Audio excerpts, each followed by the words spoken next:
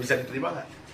Sebetulnya diterima atau tidak karena Tuh kami lihat ada Pak Kades laporan. tuh guys, yang pakai Ada kacamata itu. suara. Kan saat itu kedengaran Ya waktu itu kan kita bicara ke depan cara ini. Dan kita nggak izinkan. Tolak ukurnya udah. Sepertinya ucapan Bapak Kepala Desa di depan Bapak Dedi tidak sinkron dengan alat bukti video amatir sebelum terjadinya pengerusakan musyawarahnya.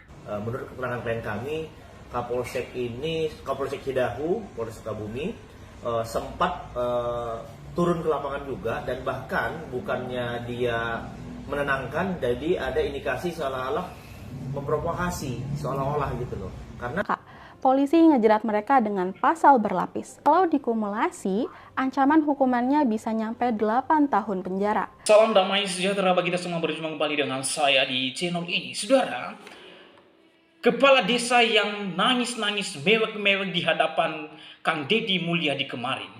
Semua omongan yang dia sampaikan kepada Kang Deddy Mulyadi yang mengatakan, Bapak Gubernur, kembalikan kerusuhan warga kami, kembalikan kerusuhan warga kami toleransi.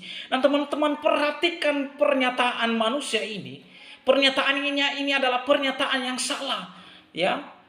Kembalikan kerusuhan, masa diulang lagi kerusuhan? Jelasnya yang sebenarnya adalah kembalikan supaya warga kami kondusif kembali, bukan kembali dirusuhi. Ini omong kosong.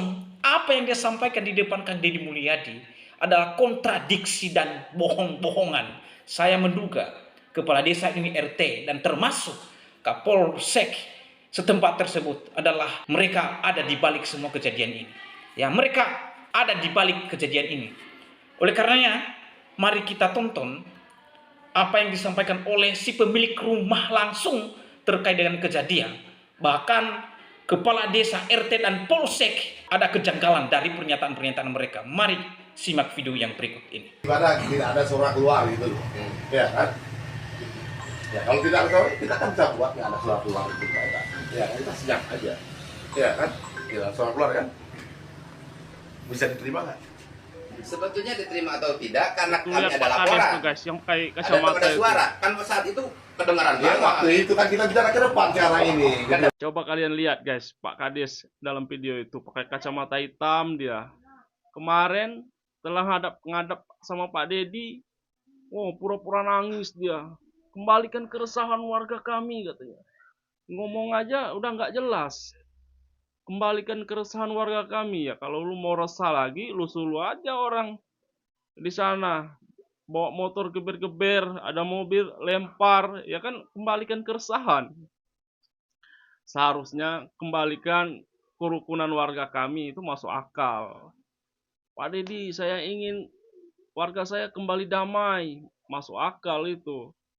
Ini kembalikan keresahan warga kami. Kalau orang banyak berbohong ya begitulah guys. Nggak nyambung gitu apa yang diiniin. Jadi kita lanjut video selanjutnya guys. kita izinkan karena itu mungkin keluar dari sini. Lebih dari satu mobil kita nggak izinkan. Tolak ukurnya udah ke sana. Sepertinya ucapan Bapak Kepala Desa di depan Bapak Dedi tidak sinkron dengan alat bukti video amatir sebelum terjadinya pengerusakan musyawarahnya. Nah, Di dalam video betul amatir sekali ini, itu guys.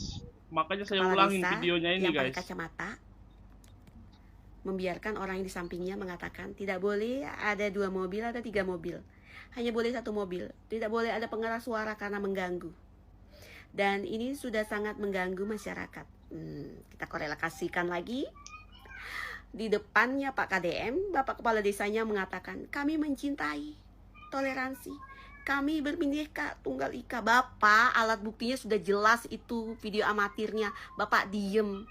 Harusnya Bapak sebagai kepala desa waktu itu menengahin, tahu tugasnya sebagai kepala desa apa.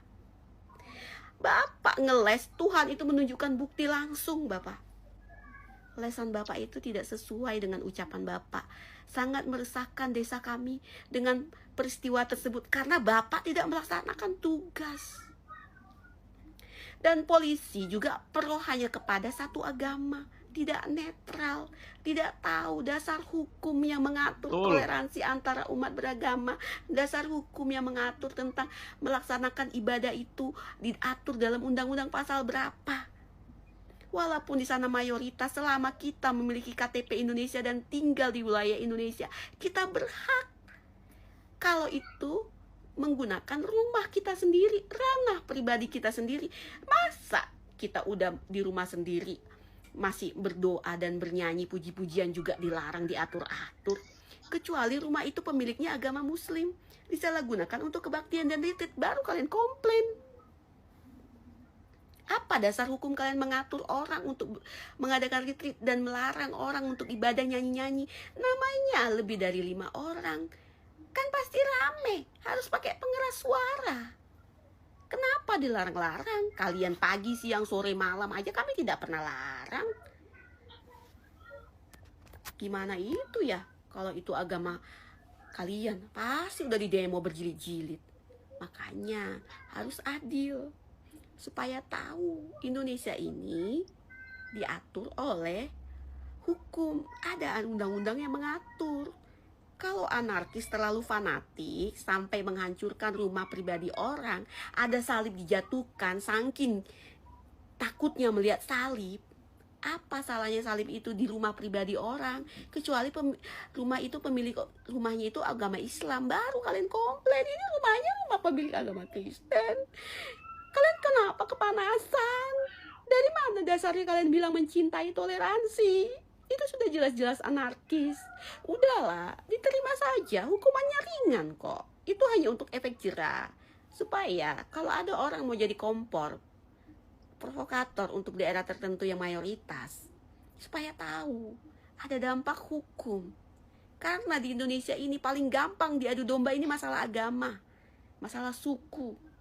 Jadi sebagai petugas pemerintah, perpanjangan tangan presiden, pemerintah, menteri agama, kepala desa harusnya memberikan sosialisasi kepada masyarakatnya bahwa setiap orang yang berada di desa tersebut berhak menjalankan ibadah. Bukan seperti itu, diem aja. Kamu kan diajari undang-undang, dikasih tahu aturan, dikasih tahu Betul fungsinya sekali sebagai itu, kepala Mbak. desa. Dari mana dasarmu mengatakan kamu mencintai toleransi? Sedangkan ada di podcastnya Uya saya dengar katanya di situ hanya boleh satu agama saja, tidak boleh agama lain. Udah itu dilarang membuat LP. Apa itu? Alangkah lucu sekali dramamu, Bapak. Tuhan sangat cepat memberikan bukti ucapan Bapak di depan KDM itu tidak sesuai. Makanya tidak ada kebohongan yang sempurna, Bapak. Tuhan pasti menunjukkan alat bukti, dan polisi harus tahu benang merahnya. Pasti ada orang di balik belakang semua peristiwa ini. Pasti ada petinggi di balik peristiwa ini. Makanya mereka berani melakukan hal seperti ini. Mereka kira seperti yang lalu-lalu, cukup minta maaf, tidak diurus sama polisi karena takut tidak bisa lagi tinggal di tempat tersebut gitu. Makanya pemilik rumah itu tidak akan melaporkannya ke polisi, cukup menerima permintaan maaf. Tidak segampang itu. Kalian terlalu kebiasaan melakukan itu. Makanya harus ada efek jerah, penjara. Biar kalian rasakan Indonesia ini negara hukum, negara berdasarkan Pancasila, bukan syariah Islam, bukan satu agama saja di Indonesia ini. Setuju. Ada banyak agama di Indonesia ini diakui negara, dan menteri agama dan aparat pemerintah harus adil, jangan berat sebelah. Oke? Kita hidup di Indonesia, punya hak dan kewajiban yang sama. Walaupun di situ mayoritas, kita menghormati adat yang berlaku, tapi jangan mengikut campurin urusan rumah pribadi orang. Oke? Itu rumah orang, rumah sendiri, tanah sendiri. Kenapa dicampurin untuk melakukan ibadah? Sama seperti kalian pengajian, yasinan. Kalau agama lain ikut campur, kalian komplain gak? Ya dikomplain. Demo berjilid-jilid pasti. Di penjara, penistaan agama pasti. Ini cuma laporan pidana biasa kalian dilaporkan. Oke? Semoga polisi menyimpulkannya. Oh, saya aja bukan polisi tahu. Ya kan Bapak? Makanya jangan banyak drama. Dramanya ketahuan kan Pak? Satu orang yang gak rela untuk memaafkan 7 oknum dari kasus Cidahu Sukabumi. Maaf banget nih para keluarga, menurut gue kalian tuh salah strategi. Lo bawa-bawa anak, lo tahu nggak korban dari suami lo tuh anak-anak semua. Kalau lo kasihan dengan anak lo, bagaimana anak orang lain yang kemarin diamuk-amuk sama laki lo? Gak boleh gitu bu, orang tuh gak boleh egois tau. Ini maaf nih, maaf kalau salah nih, ini menurut gue doang. Yang marah harusnya bukan orang-orang Kristen doang, tapi orang-orang yang beragama Islam juga harusnya marah. Karena gara-gara 7 orang ini oknum nih, agama kalian jadi tercoreng namanya. Padahal semua agama tuh baik, gak ada yang jelek, semua mengajarkan hal yang baik. Gue banyak kok ketemu orang Islam yang baik-baik banget, yang sabar-sabar, yang toleransinya tinggi banget ke tetangga. Gue banyak nemuin. Jadi buat penanggung jawabnya nih, please banget hukum tetap berjalan. Karena kasus kayak gini tuh nggak sekali 2 kali, banyak banget. Kalau yang ini lo ampunin, takutnya makin banyak lagi kasus yang lain karena mereka ngerasa ya udah gue tinggal minta maaf diampunin. Tolong ya, tolong punya hati sedikit gitu. Ini korbannya bukan orang dewasa tapi anak-anak. Minimal ada simpati sedikit sama tuh anak-anak gitu. Pada saat kejadian itu kan bisa dikatakan ada juga anggota TNI dan Polri gitu ya Bang. Tapi kalau dalam beberapa cuplikan video itu tidak berusaha melerai tapi diam saja gitu Bang. Pada saat pengerusakan itu gimana tuh Bang mungkin? Ya, kalau terkait di video itu ada beberapa oknum anggota, baik ada Babinsa dan Babin Kamtibmas. Ya, menurut kami ya cukup kami sesali ya kenapa pihak kepolisian dan TNI pada saat yang berada di situ, apapun alasannya, mau bilang masa banyak pun seharusnya sudah cipta kondisi seharusnya. Khususnya Polsek sih, Polsek Cidahu. Apalagi Kapolseknya katanya monitor terkait permasalahan ini. Kami juga sangat menyayangkan dan juga menurut keterangan klien kami, Kapolsek Cidahu, Polres Sukabumi sempat turun ke lapangan juga dan bahkan bukannya dia menenangkan, jadi ada indikasi seolah-olah memprovokasi, seolah-olah gitu loh. Karena sampai ada perkataan, ada omongan Bapak Kapolsek ini ke klien kami, keterangan klien kami ya, keterangan Pak Yohanes Wedi, saya nggak mau ngeliat muka Bapak lagi lah. Nah, menyampaikan kekesalannya gitu loh. Saking mungkin merasa kesal karena ya menurut saya kan sekelas Kapolsek nggak boleh dong. Tidak elok mengucapkan seperti itu gitu loh. Harusnya dia menenangkan warga, ini malah seolah-olah ada indikasi, ada dugaan dia juga berpihakan ke masyarakat warga yang menjadi para pelaku ya, terduga pelaku perusakan. Nah, kami juga sangat menyayangkan itu. Dan terkait anak, kami juga sangat menyayangkan KPAI dalam hal ini, Komisi Perlindungan Anak Indonesia, dan juga ada Kementerian Pemberdayaan Perempuan dan Perlindungan Anak, Kemen PPPA juga tidak ada inisiatif, tidak turun untuk, harusnya kan ini kan lembaga ataupun kementerian ini pakai anggaran negara, tetapi tidak menjalankan sesuai tupoksinya. Ini kami sangat sayangkan. Dan juga ada selain lembaga pemerintahan, ada juga lembaga non pemerintahan terkait perlindungan anak, ada LPAI, Lembaga Perlindungan Anak Indonesia, dan juga ada lembaga perlindungan anak. Jadi beberapa lembaga ini, komisi ini atau kementerian yang terkait melindungi anak ataupun Komnas Perempuan itu mana? Kalau memang nggak bisa, ya udah bubar aja gitu loh. Jangan kalian menghabiskan anggaran negara, tapi tidak, hal-hal seperti ini tidak kalian tidak akomodir, tidak kalian. Harusnya kan Kementerian Perlindungan Anak dan lain sebagainya itu saat ini yang paling utama ya korban anak-anak ini, karena anak-anak ini pastinya hal yang nggak mungkin. Kita saja yang sudah dewasa dihadapkan persoalan seperti ini, naif rasanya kalau tidak trauma. Apalagi anak-anak. Bayangkan kalau anak-anak kita semua, mungkin puluhan tahun efek dominonya masih terasa tuh. Tapi kan masyarakat ini, oknum-oknum pelaku ini pada warga-warga yang persekusi ini kan nggak memikirin anak. Coba kalau anak mereka. Bayangkan, ini bukan hanya mobil yang dirusak. Salah satunya ada motor klien kami, ada videonya viral tuh di media juga kan. Kalau memang perlu nanti kami kirimkan. Itu sampai di motor nggak ada salahnya, dipukul-pukul, diinjak-injak, dibuang ke sungai. Dibuang gitu loh. Terus gitarnya nggak ada salah apa-apa, dibuang juga dirusak. Lalu ada handphone klien kami, handphonenya sih nggak seberapa, tapi itu peninggalan almarhum istrinya. Jadi dia sangat berharga. Jadi istrinya sudah meninggal, Pak Wedi ini, handphonenya di situ semua, kenangan foto-foto di situ semua. Jadi beliau sampai bilang, dia ya sampai sedih lah, sampai miris lah. Ini handphone, jadi kayak ini kamar rumah ini, kamar villa ini diduga didobrak sama para pelaku ini karena padahal posisi terkunci tapi sampai didobrak. Artinya di sini ada dugaan penjarahan lah kalau kita bilang. Ini sungguh sadis sih. Oke. Bang, kan tadi abang menyebut bahwa ini tuh sebenarnya ada ratusan orang. Ya. Walaupun ada juga orang yang membantu ya, warga-warga sekitar. Tapi kenapa hanya 7 yang ditahan? Ya, jadi gini, untuk proses hukum itu kan sama-sama kita ketahui, untuk menetapkan seorang tersangka, seseorang menjadi tersangka, itu kan harus ada alat bukti yang cukup. Nah, ini kan polisi ini saat ini bekerja hanya berdasarkan dari video-video yang beredar. Jadi yang benar-benar terlihat ikut merusak. Jadi yang mungkin yang nggak kesorot sama video, itu mungkin ya lolos. Dan kenapa video minim ya, karena memang rata-rata yang ada di situ orang dewasanya fokus untuk menyelamatkan anak-anak dulu, untuk evakuasi keluar. Jadi nggak ada yang sebut-sebut video. Makanya videonya yang satu-satunya yang ada itu hanya video pada saat lagi di dalam mobil. Jadi ada yang sempat video itu pas gebuk-gebukin mobilnya. Tuh, jadi tapi kami menghimbau ke kepolisian bahwasanya pasti ada aktor intelektual, ada dalang di situ.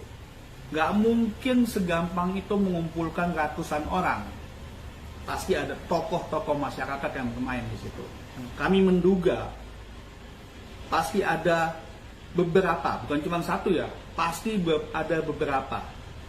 Nah, ini yang harus bisa kita buktikan bersama, dan kita harus bisa membantu kepolisian juga.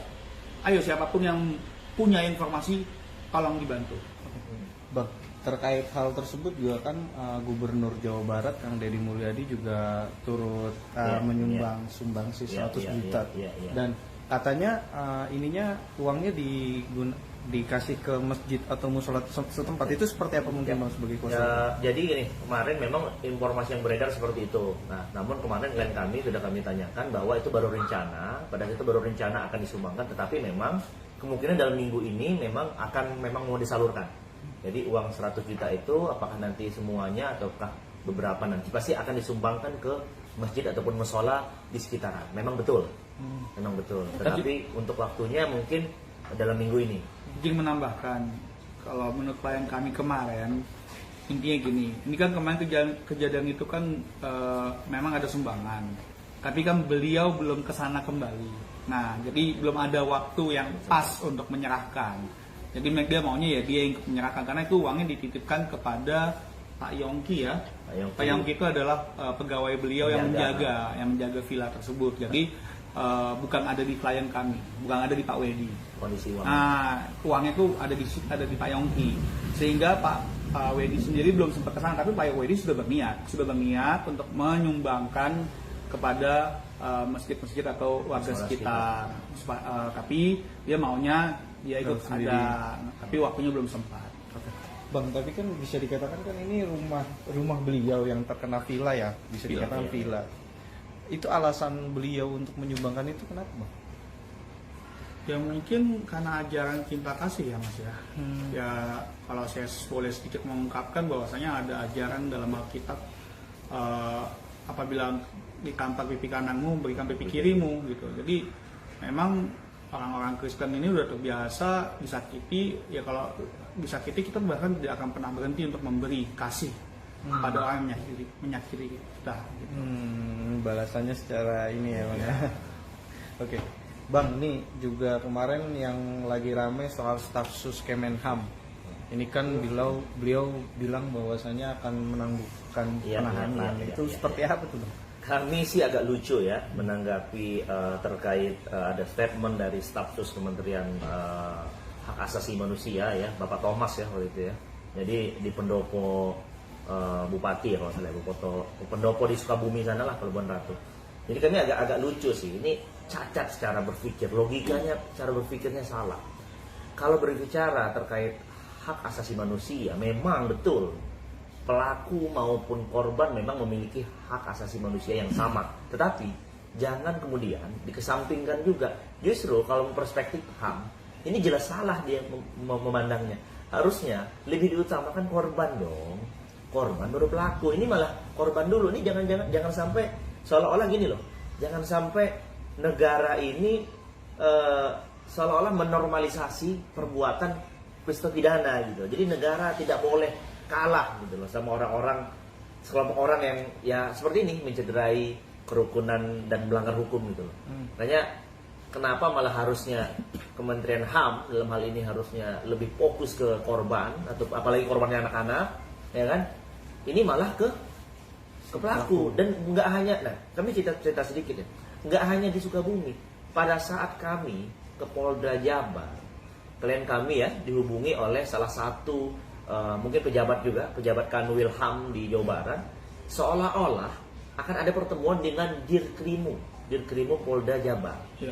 Nah, ya sepemahaman klien kami, mungkin mau tarik di Polda mungkin perkaranya, mau membahas fokus, karena memang dari awal kami tegak lurus, tidak ada kata damai, maunya semua diproses, memaafkan sesama manusia, sesama makhluk hidup yang baik dan beradab, memaafkan oke. Dan pasti, tetapi perbuatan pidana tetap diproses, usut sampai tuntas.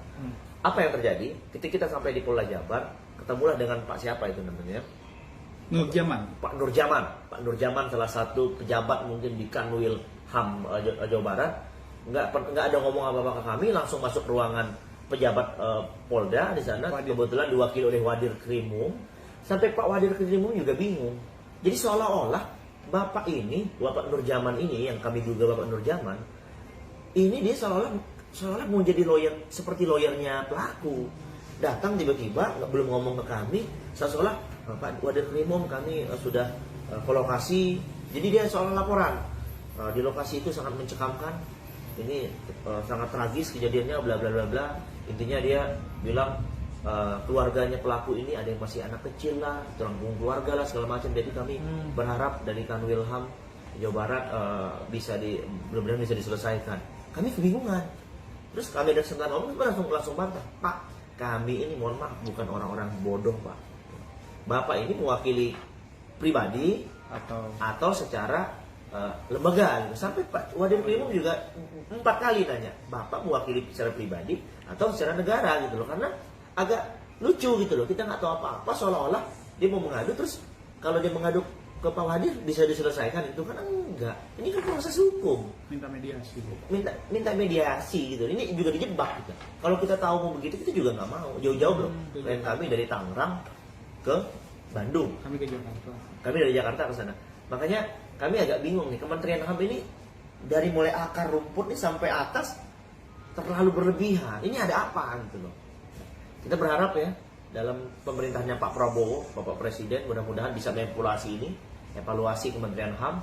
Ya walaupun mungkin Pak Pigai sudah, Menteri HAM sudah klarifikasi, namun ya ini kan yang beredar di masyarakat kan seolah-olah, jangan sampai masyarakat berpikir, negara membela pelaku kejahatan.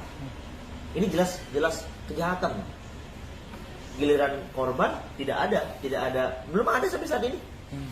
Sampai anak-anak itu nggak ada, apa dari Kementerian HAM datang, dari Komnas Perempuan kah, atau anak kah, atau Komisi Perlindungan Anak, nggak ada, nol, sama sekali tidak ada. Jadi kita sangat berharap teman-teman semua bisa mengawal kasus ini, jangan sampai hal-hal seperti ini bisa terjadi kemudian hari, ada Sukabumi, Cidahu, lain-lainnya lagi. Boleh menanggapi dikit soal kemudian soal klarifikasi Pak Menteri HAM, Pak Pigai, kalau memang benar itu spontanitas dari Pak Thomas, kenapa Kanwil pun melakukan hal yang sama?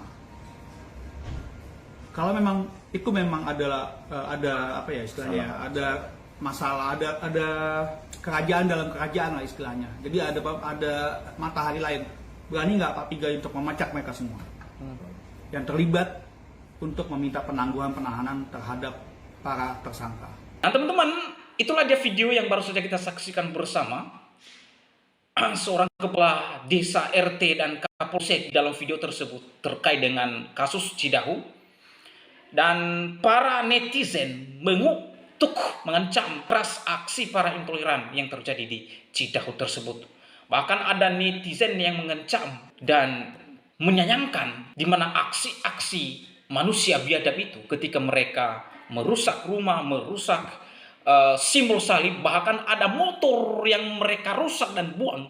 Saudara, ini berlomba-lomba mereka melakukan perusakan. Kalau Anda menonton videonya, bukan hanya 8 orang, tetapi yang ada di video pengerusakan salah satu motor, ya, sekitar 10 orang, saudara. Belum ada yang lain yang ada di dalam rumah, belum ada yang di luar. Bahkan ada yang merusak mobil, saudara. Tetapi yang ditangkap hanya 8 orang. Ya. Padahal aksi demonstrasi, aksi pengerusakan rumah villa tersebut adalah ada banyak. Tapi mengapa hanya 8 orang? Ini kan pertanyaan. Itu underscore Yahya Teresia mengatakan, RT, kepala desa dan kapolsek dan perusak rumah Cidahu juga semua harus diperiksa, saudara. Ya, jangan hanya 7 orang atau 8 orang saja. Juga mereka sudah membuat anak-anak. Nah ini, mereka membuat anak-anak di bawah umur jadi trauma, terganggu psikologis mereka. Harus diikut sertakan atau dipenjara mereka, saudara. Ya, mengapa? Karena tidak punya hati nurani antar sesama rakyat Indonesia. Mana yang dinamakan negara Pancasila. Menurut Teresia, Kapolsek, RT, RW, dan termasuk ke-8 yang tersangka harus diperiksa. Harus diperiksa. Karena di dalam kejadian mereka ada. Ada kepala desa, ada RT, ada Kapolsek. Kapolsek tidak ada tindakan sama sekali ketika simbol salib yang paling sakral itu mereka rusak. Ketika ada motor yang mereka injak-injak dan rusak dan bahkan buang ke jurang, ada polisi, ada polsek setempat dan ada RT RW dan harus diperiksa para manusia-manusia ini. Tidak boleh dibiarkan. Mereka ini adalah aktor atau ya saya katakan aktor di balik aksi ini. Kepala desa pura-pura nangis. Bapak Gubernur, kembalikan kerusuhan warga kami. Wah, kembalikan kerusuhan. Berarti diulang lagi untuk rusuh ya. Ini pernyataan sudah kaucak, sudah salah dan sudah bohong lagi. Berlaku membela diri. Berlaku membela diri. Biar hukum yang berjalan. Biar dihukum para tersangka. Ya, saya lebih setuju kalau di penjara 15 tahun. Biar kapok. Ya, siapa suruh lakukan tindakan-tindakan. Anda beribadah bebas ya 5 kali sehari, bahkan lebih, bahkan ada sampai jam 12 malam, jam 1. Kami orang Kristen tidak ganggu-ganggu. Kami biasa-biasa saja. Tetapi ketika orang Kristen berdoa di rumahnya, berdoa di tempatnya sendiri, mengapa Anda kepanasan? Mengapa Anda larang? Ini kan kocak ya. Underscore Print Karya berkomentar. Viral sampai ke luar negeri, intoleran di Indonesia. Memang negara Konoha ini paling brutal terkait dengan agama. Benar-benar sangat memalukan apa yang mereka lakukan. Pelaku tak punya urat malu. Memang sudah tidak punya urat malu para manusia-manusia ini. Ya, kepala kampung juga RT-nya dan polisi yang ada saat itu kerusuhan, anarkis, tolong diperiksa. Nah ini senada dengan apa yang disampaikan Yahya Teresia dengan Print Karya. Ya, Print Karya berkomentar hal yang sama supaya RT-nya polisi yang ada pada saat itu harus diperiksa. Ya, mengapa waktu itu polisi tidak melerai? Mereka diam, mereka lihat saja, mereka tidak bertindak secara tegas, tidak menenangkan. Mereka diam. Apa gunanya mereka? Tidak ada gunanya.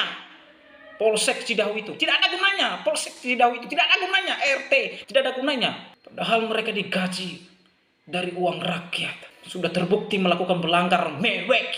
Minta untuk ditangguhkan, kurang ajar. Jelas-jelas melanggar HAM, menista simbol iman kekristenan dan melakukan pengerusakan. Ya. Underscore kakakbot 78 berkomentar. Kepala desa paling biadab. Ya, saya juga sepakat bahwa kepala desa itu paling biadab, pura-pura sok baik di hadapan KDM, tetapi hatinya hati iblis, hati jahat, ya. Yang bilang toleransi, Anda siapa? Orang yang berdoa harus minta izin. Dia lagi bilang meresahkan. Ini kakak, ini kocak. Kalau Anda berdoa berteriak tutup jalan, bukankah itu meresahkan? Itu meresahkan sebenarnya, mengganggu berjalannya lalu lintas sebenarnya. Ya. Tapi itu tidak dipermasalahkan. Otaknya di mana Pak Kepala Desa? Jangan bilang ibadah umat Kristen yang retreat itu meresahkan. Tidak selamanya di situ. Hanya beberapa hari, 2 hari, 3 hari. Setelah itu pulang mereka. Tapi bilang meresahkan. Ini memang mulut Bapak Kepala Desa ini kurang ajar. Yang bilang meresahkan. Ya. Kalau dibandingkan dengan agama Anda, 5 kali sehari berteriak-teriak. Tapi bagi kami tidak masalah. Bahkan ada sampai jam 12, sampai jam 1, jam 2. Tapi kami tidak mengganggu Anda. Tapi kalau bilang hanya nyanyi-nyanyi, lalu Anda bilang meresahkan, kurang ajar. Saya marah terhadap manusia ini. Saya marah. Betul-betul. Kakak Bot itu juga berkomentar bahwa sedangkan kalian berdoa menggunakan toa dari pagi, siang, sore, malam bunyi, bising sampai puluhan kilometer pun kami rasa biasa saja. Ya memang. Kami rasa biasa saja karena kami menyadari bahwa silakan sembah Tuhan yang Anda sembah. Silakan puji Tuhan yang Anda sembah. Tidak ada masalah dengan kami. Tidak masalah dengan iman saya. Makanya kami biarkan, kami tidak merasa terganggu, merasa terzolimi, merasa terintimidasi. Tidak. Kami tahu. Karena kita memiliki kebebasan di dalam menyembah dan memilih agama masing-masing. Jadi oleh karena itu saudara, saran saya kepada pihak yang berwajib harus diperiksa semua Kades, RT, RW dan juga Polsek Cidahu itu diperiksa. Ya, karena mereka ada pada waktu itu, mereka diam saja dan tidak ada komentar apa-apa. Mereka melihat apa yang terjadi lalu tidak melerai dengan peristiwa yang ada. Oleh karena itu saudara, bagaimana tanggapan dan pendapat saudara? Setelah menyaksikan videonya, berharap komentar saudara, komentar yang membangun, komentar yang mengedukasi kita semua. Demikian video saya kali ini. Sampai bertemu di video saya selanjutnya. Tuhan Yesus memberkati kita semua. Shalom.